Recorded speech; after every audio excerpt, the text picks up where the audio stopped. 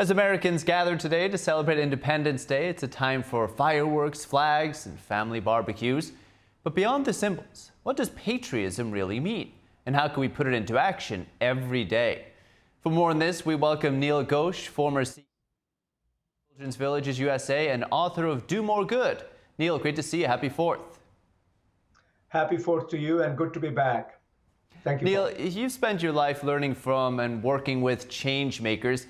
How can parents teach children about real-life American heroes in a way that inspires them to perhaps see patriotism as action, not just words? Absolutely. I think, personally for me, Paul, I believe in America, not just as a perfect place, but as an ongoing promise, right? A promise of fairness, promise of opportunity and shared responsibility. And I think when I talk to young people, or actually anyone, I kind of remind them that patriotism means not just loving our country, but also it means what are we doing to improve it? And when I say improve it, that means it's a responsibility.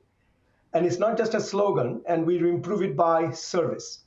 We improve it by empathy, and we improve it by, daily action. I was watching your show before I came into right now, and I was watching a hot dog competition. I was watching a gentleman talk about Constitution. This is what make America great again, right? I think, when we talk about America, for me, we love our country. We love our family. We love our independence and our freedom. And that's what brings America together. But I think sometimes we get confused with the word patriotism, mistaken for nationalism. For me, when I talk about true patriotism, I'm not saying my country is right or wrong.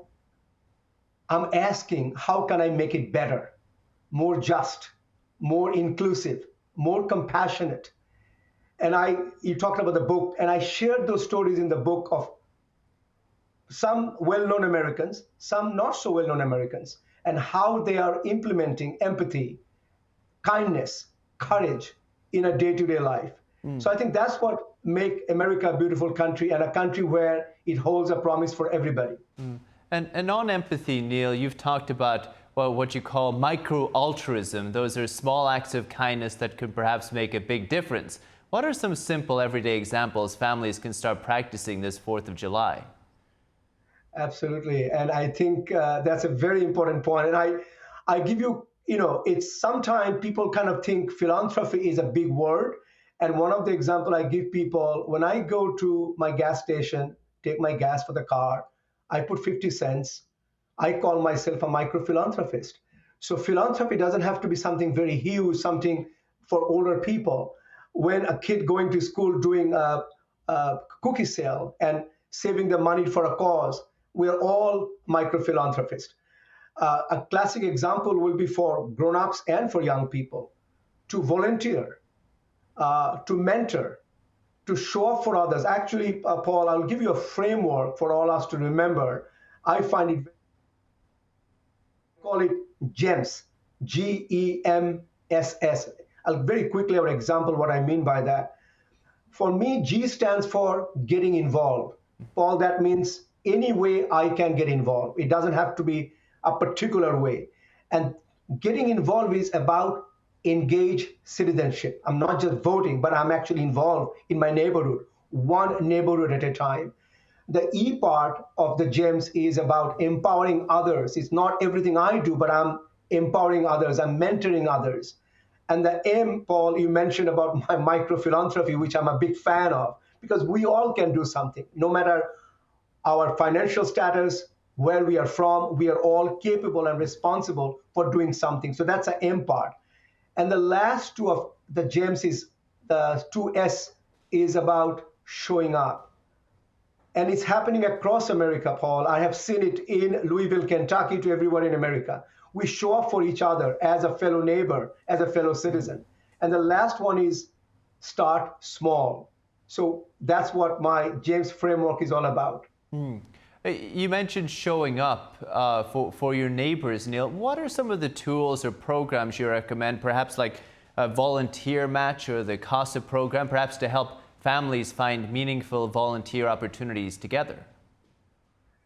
You mentioned something so important because throughout my life, when I was in private sector, in government, as well as in nonprofit, people across the country ask me, how can I help?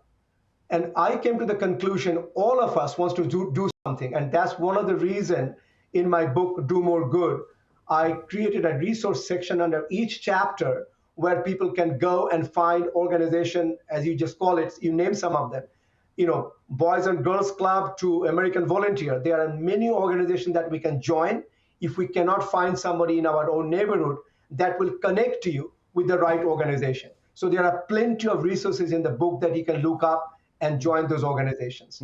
I felt it was interesting as well how you're an advocate for making giving back a family tradition, not just an adult responsibility. How can parents include children in conversations about perhaps helping others and show them the impact of their contributions? One of the things I deliberately encourage, because in my nonprofit world, I have met large donors and small donors, and I have watched them bringing their kids in the conversation. Initially, I was perplexed, and I realized how valuable that was. Whether you are sponsoring a child or we are giving small donation to somebody, get your kids involved in the discussion so they don't feel that giving is an adult thing. Giving is a family thing. So including them in the discussion, they feel empowered. Coming back to my empowerment conversation, get them in the beginning that, life is not about just me, but life is about my neighbor, about my, whether it's a church, whether it's synagogue, whether it's temple, whether it's mosque. So I think getting them involved at a very early age, it created my value system from a very young age. Right. Because kids are like sponges, Neil, as you know. Neil Ghosh, author of Do More Good. Thank you, sir, and happy 4th. Thanks, Stu. Happy 4th to you. Thank you, Paul.